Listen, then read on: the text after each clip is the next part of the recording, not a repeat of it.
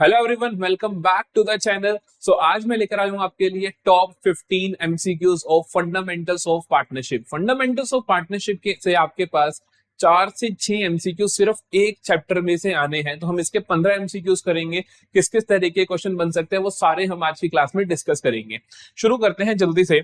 Number 1, identify the journal entry for transferring interest on drawings to profit and loss appropriation account. कि हमें क्या करना है कि जब हम इंटरेस्ट ऑन ड्रॉइंग्स को P&L एप्रोप्रिएशन अकाउंट में ट्रांसफर करते हैं तो हम क्या जर्नल एंट्री पास करते हैं। हमें पता है कि जो P&L एप्रोप्रिएशन अकाउंट होता है उसकी क्रेडिट साइड में हमारे पास एक ही चीज आती है इनकम के अंदर, that is interest on drawings. तो हम P&L एप्रोप्रिएशन की क्रेडिट साइड में हम इंटरेस्ट ऑन ड्रॉइंग्स को लिखते हैं। अगर हम किसी अकाउंट की क्रेडिट साइड में कुछ लिखते हैं तो मतलब वो खुद अकाउंट क्या हो रहा है, क्रेडिट हो रहा है। तो मतलब P&L एप्रोप्रिएशन अकाउंट हो रहा है क्रेडिट और interest on account drawings account होगा मेरे पास डेबिट। तो हम देखते हैं interest on drawings to P&L appropriation account मेरी सही एंट्री बन जाएगी। तो इसी तरीके से कुछ P&L एप्रोप्रिएशन की डेबिट में आ रहा हो तो हम कहेंगे P&L एप्रोप्रिएशन अकाउंट वहां पे डेबिट हो रहा है और दूसरा अकाउंट क्रेडिट हो रहा है। देखो, for the firm interest on drawings, एक फर्म के लिए इंटरेस्ट ऑन ड्रॉइंग्स क्या है? क्या वो खर्चा है, क्या वो इनकम है, या कैपिटल रिसिप्ट है, कैपिटल पेमेंट है? देखो, आपको मतलब पता होना चाहिए। कैपिटल पेमेंट का मतलब होता है आपने कोई एसेट एक्वायर करी हो, अगर आपने कोई एसेट परचेज करी हो या फिर कोई आपने लाइबिलिटी रीपे करी हो। आप जैसे इकोनॉमिक्स से गवर्नमेंट बजट में भी पढ़ते हो कि कैपिटल और रेवेन्यू में फर्क, वही सेम फर्क हम देखते हैं अपनी अकाउंटेंसी के अंदर भी। इसी तरीके से कैपिटल रिसिप्ट होती है जब आपने कोई एसेट सेल करी हो। अगर आपने कोई एसेट सेल करी है तो पैसा आया तो कैपिटल रिसिप्ट है, या कोई लाइबिलिटी आपकी इंक्रीज हुई हो जैसे आपने लोन ले लिया तो भी कैपिटल रिसिप्ट है। नॉर्मल खर्चे, सैलरी देना या आपने सेल्स करना आपकी इनकम है, सैलरी देना आपका खर्चा है। इसी तरीके से इंटरेस्ट ऑन ड्रॉइंग्स भी आपकी एक नॉर्मल इनकम है। तो option D is the correct. खर्चा ये होता ही नहीं क्योंकि पैसा लग थोड़ी रहा है, पैसा तो मिल रहा है फर्म को इंटरेस्ट ऑन ड्रॉइंग्स, तो ये खर्चा नहीं हो सकता है। ठीक है जी, आगे देखते हैं। Mister Arun withdrew the following amounts during the year. ये उसकी ना ड्रॉइंग्स दे रखी है, बड़ा ही अच्छा क्वेश्चन है, ध्यान से देखना। ये उसकी ड्रॉइंग्स दे रखी है। ड्रॉइंग्स कब कब दे रखी है देखो, 31/5/2021, फिर 7, फिर 9, फिर 11, फिर 1, फिर 2, 3। तो मतलब कि 2-2 महीने का डिफरेंस है। क्वेश्चन ने पूछा एवरेज पीरियड अबाउट ड्रॉइंग्स। देखो, एवरेज पीरियड का फॉर्मूला क्या होता है? एवरेज पीरियड का फॉर्मूला होता है time left after first drawing plus time left after last drawing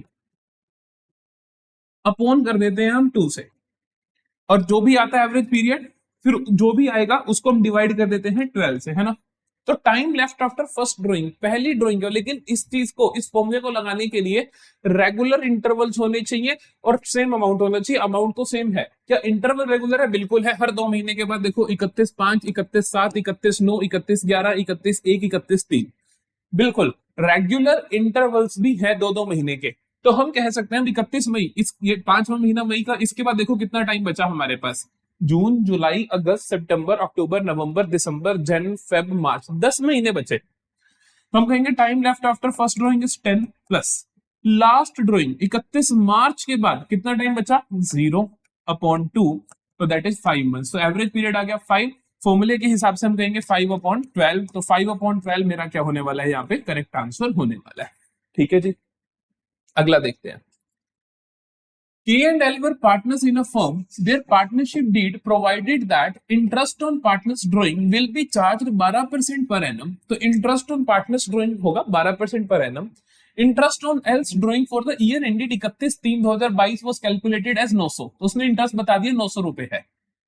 The necessary journal entry for charging interest on else drawing, जब आप एल्स से ड्रॉइंग्स का इंटरेस्ट चार्ज कर रहे हो तब क्या एंट्री बनेगी?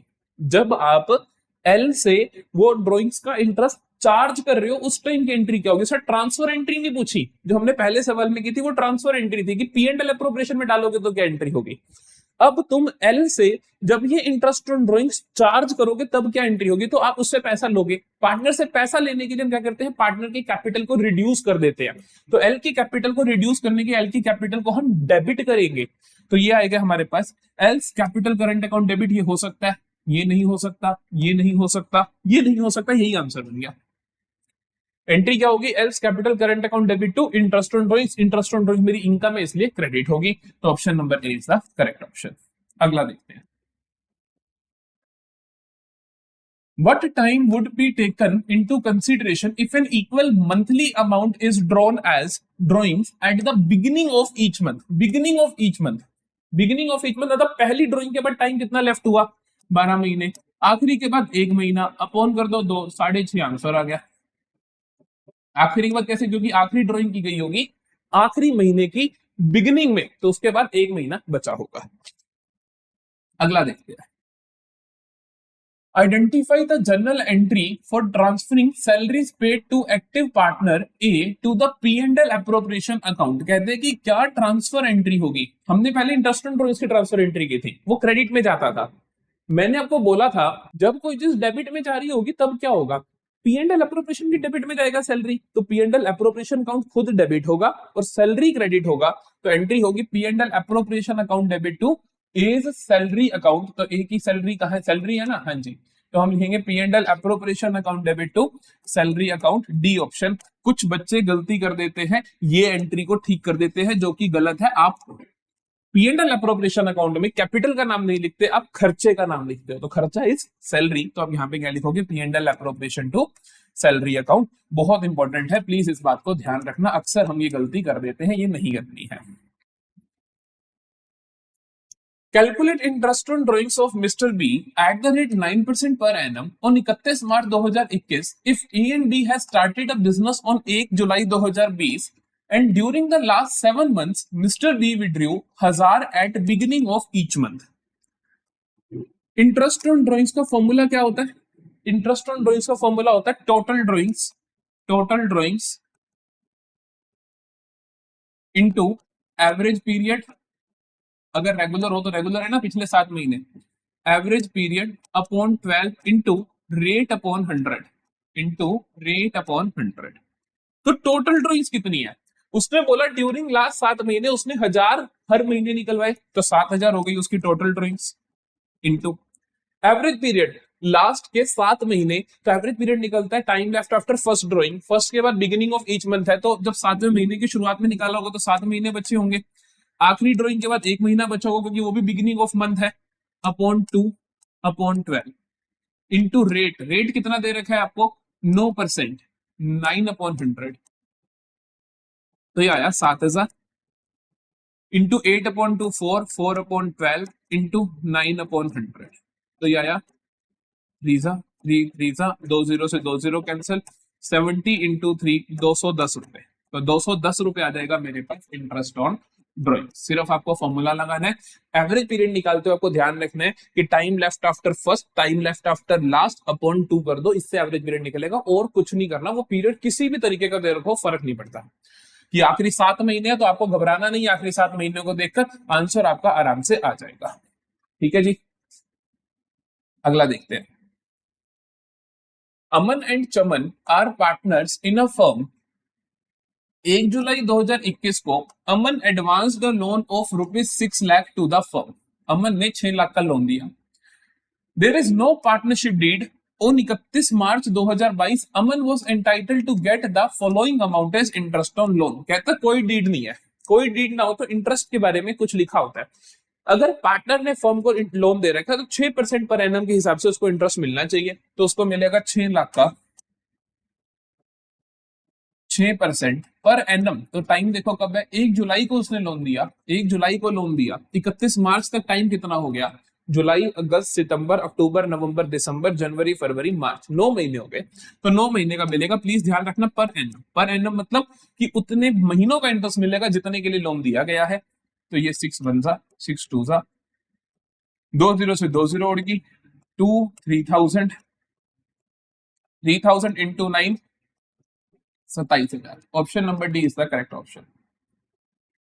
अगला देखो, Ram and Mohan were partners with fixed capitals of 3 lakh and 2 lakh. उनकी फिक्स्ड कैपिटल्स दे रखी है।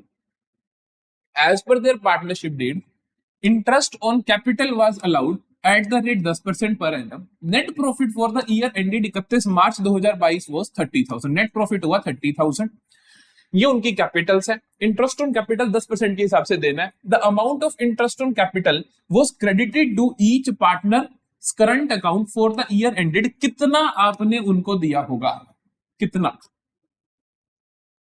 भाई अक्सर आप देखते हो, आपको लगता है तो बहुत आसान क्वेश्चन है, वो कहते हैं कि 10% ऑफ 3 लाख 30,000 हो गया सर, 30,000 तो पहले को दे दो, और 10% ऑफ 2 लाख 20,000 दूसरे को दे दो।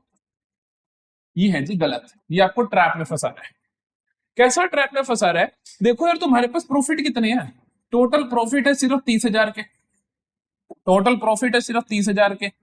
अब तुम 30,000 के प्रॉफिट में से कैसे इसको दे दोगे 30,000 और इसको 20,000, टोटल 50,000 निकाल ही नहीं सकते। जब भी इंटरेस्ट ऑन कैपिटल निकालने का सवाल है, समझ जाओ वो आपको ट्रैप में फंसा रहा होगा, प्रॉफिट्स आपके कम है यहाँ पर। तो अब आप क्या करोगे, इन्हीं 30,000 को बांटोगे किस रेशो में? जितना उनका इंटरेस्ट ऑन कैपिटल है। तो मतलब इसी 30,000 को 30:20 या मैं कहूँ 3:2, मतलब जितना उनका अप्रोप्रिएशन का हिस्सा है 30,000 और 20,000, इस रेशो में बांटोगे। किस रेशो में बांटोगे? 30,000 और 20,000 इस रेशो में बांटोगे 3:2। तो इस 30,000 को आप 3:2 की रेशो में राम और मोहन में बांट दोगे। तो क्या करोगे, 5 हिस्से करोगे 30,000 के, 5 हिस्से करे तो 6,000 का एक हिस्सा, तो 6,000 इंटू 3 18,000 एक को दे दोगे, 6,000 इंटू 2 12,000 एक को दे दोगे। तो सही आंसर आएगा ऑप्शन नंबर सी। अक्सर बच्चों को लगता है ऑप्शन नंबर ए, ये मोस्ट कॉमन रॉन्ग आंसर है, ये मोस्ट कॉमन रॉन्ग आंसर है, सबसे ज्यादा किया जाने वाला गलत, और सही आंसर आपका ऑप्शन नंबर सी रहेगा। अगला सवाल देखो, ऐसा क्वेश्चन हम 2023 और 2024 में देख रहे हैं, इस तरीके का क्वेश्चन, तो मैं करवा रहा हूं, ये है भी PYQ। देखो क्या, Anu, Charu and Divya are partners sharing profits and losses in the ratio of 2:1:2. Their capitals were 5 lakh 3 lakh 2 lakh. Anu personally guaranteed that in any year Divya का जो शेयरिंग प्रॉफिट्स होगा after allowing interest on capital to all the partners at the rate 5% per annum, सभी partners को interest on capital देने के बाद जो दिव्या का शेयर होगा वो कम से कम 75,000 होगा, वो कम से कम 75,000 होगा। The profit for the year ending 31 March 2022 amounting to 2 lakh. Profit हुए कितने? 2 लाख के। ठीक है, Divya amount of guarantee is short by, उसने कहा दिव्या, देखो ये पढ़ते ही अपना सवाल करने लग जाना, पहले ये देख लेना, दिव्या का amount of guarantee is short by कितना कम है, देखते हैं।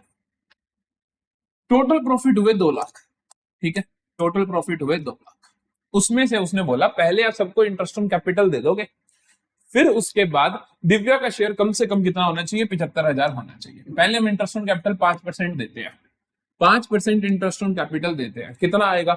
5% ऑफ 5,25,000, इसका 5% 15,000, इसका 5% 10,000, तो -25 एक, 15 एक, 10 एक, ठीक है। तो ये 3 अमाउंट आप क्या कर दोगे? माइनस कर दोगे। 25, 15 और 10 ये हो गई टोटल 50,000, 2 में से 50,000 गई तो 1,50,000। अब देखो दिव्या का शेयर बना कितना? दिव्या वॉज पार्टनर फॉर 2/5, तो दिव्या का शेयर बना इसका 2/5, तो ये 30,000 पे कैंसिल हुआ, तो 30,000 इंटू 2 60,000, तो दिव्या का शेयर बना प्रॉफिट्स में 60,000। दिव्या को गारंटी किया गया है 75,000, तो शॉर्ट कितना हुआ? 15,000 से शॉर्ट हुआ। Option number C is the correct. The final amount of profit distributed among the partners after adjustment of guarantee amount कितना होगा? गारंटी देने के बाद भैया दिव्या का तो 75,000 होगा, ये पक्की बात है, ये नहीं हो सकता, ये नहीं हो सकता, ये होगा या ये होगा। बाकी का देख लेते हैं, चारू का चेक कर लेते हैं या इसका अनु का कर लेते हैं। चारू का कर लेते हैं। चारू का कितना बनता है? देखो चारू का 1/5, 1/5 कितना होना है इसका? 1/5 30,000 ही बन जाएगा। चारू का बनता है 30,000। क्या चारू ने कुछ गारंटी की है? चारू ने गारंटी नहीं की, क्योंकि सिर्फ अन्नू ने गारंटी किया था, अन्नू ने पर्सनली दिया था, तो चारू को तो उतना ही मिलेगा, तो चारू को 30,000 मिलना चाहिए। 25,000 गलत है, 30,000 ठीक है। Option number D is the correct option. मन की शांति के लिए अन्नू का भी निकाल के देख सकते हो, कोई बड़ी बात नहीं है, ठीक है। अगला देखिए, फिर से read the following text. Abha and Babita were partners in a clay toy making firm, sharing profits in the ratio of 2:1. On 1 April 2023, their capital accounts showed balances of 5 lakh and 10 lakh. उनके कैपिटल अकाउंट से balances दिखा रहे हैं। The partnership deed provides for interest on capital at the rate 10% per annum. The firm earned profits of 90,000 during the year. मैंने आपको बोला था जब भी इंटरेस्ट ऑन कैपिटल का सिंपल सा सवाल लगे वो सिंपल होता नहीं है। क्यों? क्योंकि अब देखो 10% देखोगे तो 10% 5 लाख का आ जाएगा 50,000 और 10 लाख का आ जाएगा 1 लाख। ये आ गया आपके पास 50,000 और उसका आ गया 1 लाख। लेकिन टोटल प्रॉफिट कितने अपने पास? 90,000। क्या 90,000 1.5 लाख में बांट सकते हैं? नहीं। तो हम क्या करेंगे, 90,000 को इसकी रेशो में बांटेंगे, दैट इज 5:2, 5:10, या मैं कहूं 1:2। तो हम देख लेते हैं सवाल ने क्या क्या पूछा, फिर देखते हैं। कहता amount of interest on capital allowed to Abha, Abha को कितना इंटरेस्ट मिलेगा। अब देखो इस रेशो में मिलेगा, गलती से भी पीएसआर मत देख लेना, पीएसआर नहीं, जितना एप्रोप्रिएशन का हिस्सा है उस रेशो में मिलेगा। जब भी profits are less than appropriations तो पार्टनर्स को वो प्रॉफिट बढ़ते हैं एप्रोप्रिएशंस की रेशो में, ना कि पीएसआर में। ये मत सोचना पीएसआर में बटेंगे, नहीं, उनकी एप्रोप्रिएशन की रेशो में बटेंगे, जो कि ये है। तो ये 90,000 आभा और बबीता में बटेंगे 1:2 की रेशो पे। 1 + 2 3 कर दो तो 3 90,000 अपॉन 3 30,000 हो गया। तो 30,000 इंटू 1 30,000 मिलेगा आभा को, 30 इंटू 2 60,000 मिलेगा बबीता को। तो amount of interest on capital allowed to Abha will be 30,000। तो option number D is the correct option. Babita का शेयर इन प्रॉफिट्स, बबीता का शेयर इन प्रॉफिट्स कितना होगा? बबीता का शेयर इन प्रॉफिट्स होगा 60,000, क्योंकि उसको कितना मिल रहा है? 60,000 मिल रहा है। बबीता के शेयर इन प्रॉफिट की बात करें तो देखो ध्यान रखना कि वैसे तो ये अब आपको दिख रहा है कि 30 और 60, लेकिन ये 30 और 60 का प्रॉफिट्स का हिस्सा मिल रहा है इनको, नहीं, ये मिल रहा है इनको इनके इंटरेस्ट ऑन कैपिटल के लिए। क्योंकि ऊपर वाले सवाल में लिखा ना, amount of interest on capital Abha को क्या दिया जाएगा? वो 30,000 दिया जाएगा। तो इसी तरीके से 60,000 बबीता को मिलेगा, वो इंटरेस्ट ऑन कैपिटल है, वो प्रॉफिट का शेयर नहीं है। तो शेयर इन प्रॉफिट्स उसका क्या रहेगा? नील रहेगा, 0। सिमिलरली आभा का भी प्रॉफिट शेयर विल बी 0, क्योंकि प्रॉफिट्स नहीं मिल रहे उनको, उनको मिल रहा है इंटरेस्ट ऑन कैपिटल। ये ध्यान रखना। अगला सवाल देखते हैं। assertion reasoning under the fixed capital method partners capital account always show a credit balance। ये ट्रू है। क्यों? क्योंकि फिक्स्ड कैपिटल अकाउंट के अंदर जो कैपिटल अकाउंट बनता है, कैपिटल अकाउंट के अंदर हमेशा पॉजिटिव बैलेंस ही दिखता है कि किसी की भी कैपिटल नेगेटिव नहीं हो सकती है। लेकिन फ्लक्चुएटिंग कैपिटल अकाउंट में नेगेटिव बैलेंस दिख सकता है, इसी तरीके से करंट अकाउंट में भी नेगेटिव बैलेंस दिख सकता है। Under the fixed capital account method, all items like share of profits or loss, interest on capital, drawings, interest on drawings are recorded in a separate account called partners current account। ये भी बिल्कुल ठीक है और यही इसकी reasoning भी है कि भैया ये सारी चीजें होती हैं जो उसके पार्टनर्स कैपिटल अकाउंट का नेगेटिव बैलेंस बना सकती हैं। जैसे कि फ्लक्चुएटिंग में, जैसे हम कहेंगे लॉस ज्यादा है जी, कैपिटल लगा 1 लाख लॉस हो गया जी 1.5 लाख का, तो यही इसका ट्रू रीजन भी है। Both assertion and reason are correct. Reason is the correct explanation of assertion। Option number A is correct. चलो जी आखिरी क्वेश्चन देखते हैं। Vanya and Anya were partners in a firm sharing profits and losses in the ratio of 3:2। 3:2 में profit share कर रहे थे। Their capital were 5 lakh and 1 lakh, उनकी कैपिटल 5 लाख और 1 लाख थी। Vanya was entitled to interest on capital at the rate 8% per annum and Anya was entitled to a salary of rupees 5,000 per month। The net profit before any appropriation was 1,75,000। Vanya का share divisible profits में कितना होगा? वान्या का total profit, ये नहीं पूछा कि उसको कितना टोटल मिलेगा, उसने पूछा वान्या को डिविजिबल प्रॉफिट्स में। डिविजिबल प्रॉफिट्स होते सभी एप्रोप्रिएशंस को चार्ज करने के बाद, चार्ज कर दिया सारी एप्रोप्रिएशंस को, फिर जो प्रॉफिट बचा उसमें कितना शेयर होगा। तो हम देखते हैं टोटल कितना प्रॉफिट दे रखा है हमें। टोटल प्रॉफिट दे रखा है 1,75,000। Net profit before any appropriation, कोई भी एप्रोप्रिएशन चार्ज करने से पहले 1,75,000 है। इसमें से हम माइनस करेंगे क्या? अन्य को सैलरी देनी है 5,000 पर मंथ, तो 12 इंटू 5 60,000, 60,000 माइनस करेंगे 1। और interest on capital 8% per annum सिर्फ वान्या को देना है, दोनों को नहीं देना, सिर्फ वान्या को देना है। वान्या का है पहले वाली पार्टनर का 5 लाख, 5 लाख का 8% होता है 40,000, तो 40,000 इसको देना है। तो ये टोटल 1 लाख माइनस हो गया, तो 175 में से 1 लाख गया तो 75,000, ठीक है। तो टोटल 75,000 हमारे पास डिविजिबल प्रॉफिट बचा। उसमें से वान्या का शेयर देखना है। वान्या का प्रॉफिट शेयर देखो कितना है, 3:2, तो इसका 3/5, तो ये 5 पे कैंसिल होगा 15,000 पे, 15,000 इंटू 3 दैट इज 45,000, तो 45,000 होगा वान्या का शेयर। वान्या का शेयर डिविजिबल प्रॉफिट्स में, टोटल नहीं पूछा। अगर वो कहता है कि वान्या को टोटल कितना मिलेगा पैसा, तो 45 प्लस 40 हो जाता क्योंकि इसका इंटरेस्ट ऑन कैपिटल भी है, लेकिन उसने पूछा डिविजिबल प्रॉफिट में वो सिर्फ क्या रहेगा 45,000। यहाँ पे खत्म होते हैं हमारे पास फंडामेंटल्स के एमसीक्यू, सारे के सारे अच्छे से कर लेना, कोई भी डाउट हो तो कमेंट सेक्शन में पूछ सकते हो। Thank you for watching, bye bye, and अच्छे से प्रैक्टिस करते रहो।